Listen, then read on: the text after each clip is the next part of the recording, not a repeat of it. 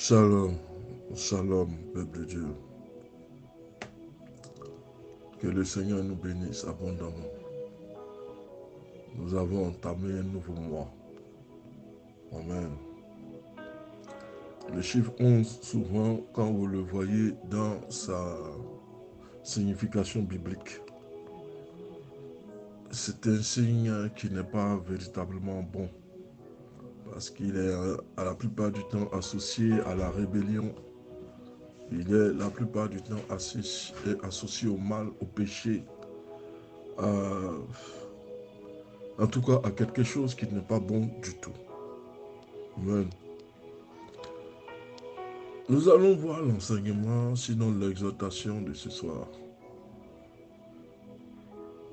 Le thème que je veux voir avec vous,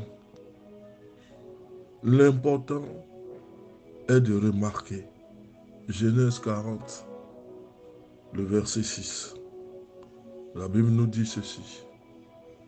Joseph remarqua la tristesse sur leur visage. L'expression du visage est bien souvent le miroir des émotions intérieures.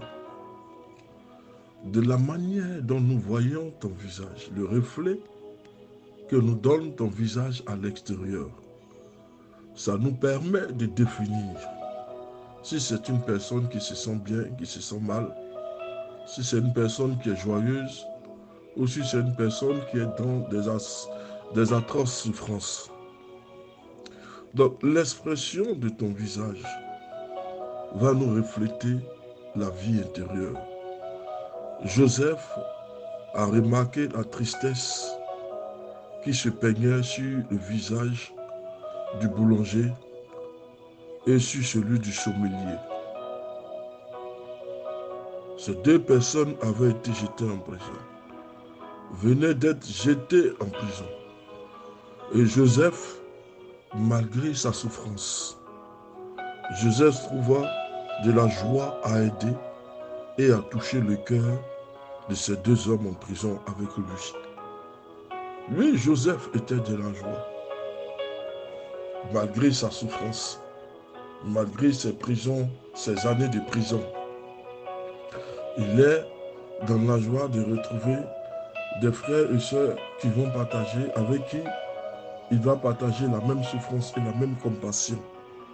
Donc quand Joseph a vu que ces personnes sont revenues, ont été condamnées, le sommelier et le boulanger, ça a ému Joseph. Joseph a oublié sa propre souffrance pour se tourner vers la souffrance des autres. Il a trouvé de la joie à aider, à toucher les cœurs de ces deux hommes qui sont en prison avec lui. Il serait beaucoup plus facile pour lui de ne penser qu'à lui-même. C'est ce que nous sommes tous tentés de faire. C'est-à-dire que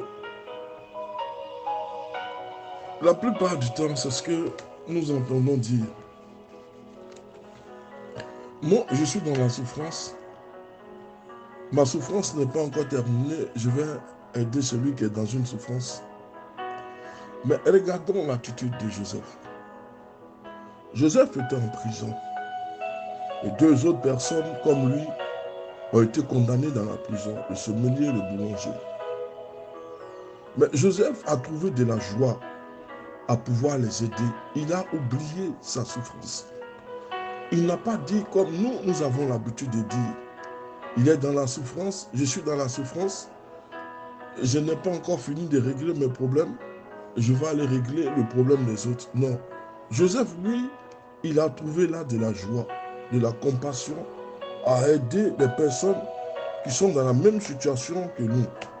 Mais pour nous, cela a été beaucoup plus facile de ne penser qu'à nous-mêmes. Parce que c'est ce que nous sommes tentés de faire, nous sommes tentés de dire.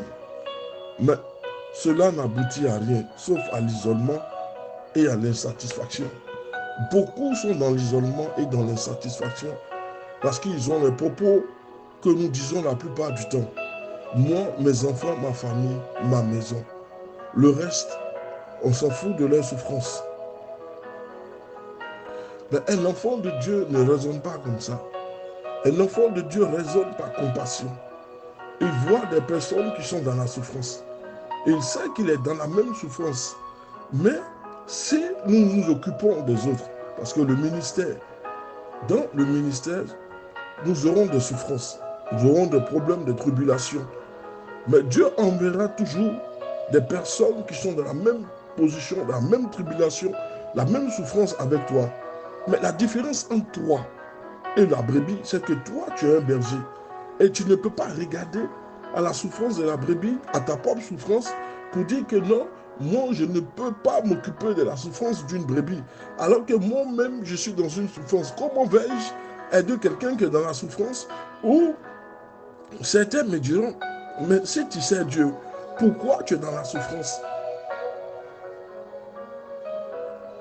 Marcher avec le Seigneur ne nous dit pas que nous n'allons pas connaître de souffrances ni d'épreuves. Mais nous avons déjà la solution pour sortir des épreuves. Donc quand les gens nous disent, mais tu sais Dieu et tu as des problèmes, Dieu ne nous a pas dit que nous n'allons pas avoir de problèmes. Mais la différence entre toi et moi, Dieu me sortira toujours des problèmes. Le fait de vouloir rejeter les autres et se recroqueviller sur soi-même et repli sur soi-même, détestant les autres, pensant que les autres sont moins que rien, que les autres sont inférieurs, ça va aboutir à quoi? À l'isolement et à l'insatisfaction, ce qui va provoquer encore la haine, la colère dans ton cœur. Henry Drummond a dit ceci: en regardant en arrière, les événements de notre vie qui se détachent le plus de notre mémoire sont ceux où nous avons fait quelque chose pour aider les autres. Sont ceux que nous avons fait pour aider les autres. Mais quand Joseph s'est rendu compte qu'il n'était pas le seul à souffrir, il s'est mis à marcher un peu dans les pas de Christ, à faire ce que le Seigneur attend de nous. Joseph fit comme Jésus aurait fait. Il exprima sa compassion envers les autres. Et nous, avons-nous remarqué la tristesse des visages de ceux que nous avons côtoyés? Non, nous ne remarquons pas le visage, la tristesse qui se lit sur le visage. Nous voulons nous occuper de nos souffrances avant de nous occuper de la souffrance des autres. Mais non, c'est l'inverse. Et c'est ce que Christ, et c'est ce que Joseph est en train de nous enseigner. Il est dans la prison avant les centeniers, avant le sommelier et le boulanger. Ils sont venus trouver Joseph en prison. Joseph aurait pu dire, mais vous êtes venus me trouver. Je ne peux pas m'occuper de vos problèmes. Moi-même, j'attends de sortir de cette prison. Mais Dieu sait pourquoi deux fois il te met dans la souffrance. Pour voir si tu as la compassion des hommes et des âmes. Tu es dans une souffrance, elle ne prend jamais fin. Quand tu vois les autres, tu les méprises, tu les dédaignes, tu as un langage outrancier. Mais quand l'Éternel voit ça, il se dit, tu n'es pas encore prêt à rentrer dans le sacerdoce. Parce que pour entrer dans le sacerdoce, il faut avoir la compassion des âmes. As-tu cette compassion? Joseph a eu de la joie quand il a ressenti de la tristesse. Il s'est dit, voici un moyen pour moi d'aider les autres. Voici un moyen pour moi d'aider les autres. Et Christ, c'était un moyen pour le Seigneur de manifester la gloire de Dieu quand tu vois qu'il y a des âmes qui sont perdues, qui sont enchaînées par le diable. Christ avait la compassion. Donc à tout moment, il voulait manifester la puissance du Seigneur. Donc l'expression du visage, nous devons faire attention, nous devons remarquer ceux qui nous côtoient dans les temps difficiles. Sommes-nous concernés par le sort des autres ou nous ne pensons qu'à nous-mêmes?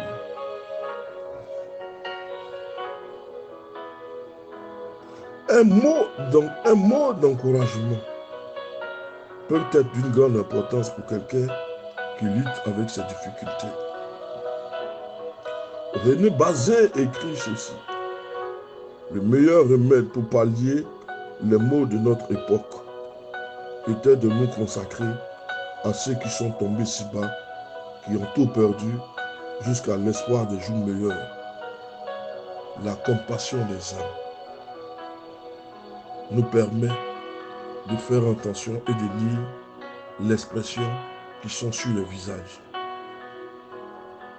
De lire cette expression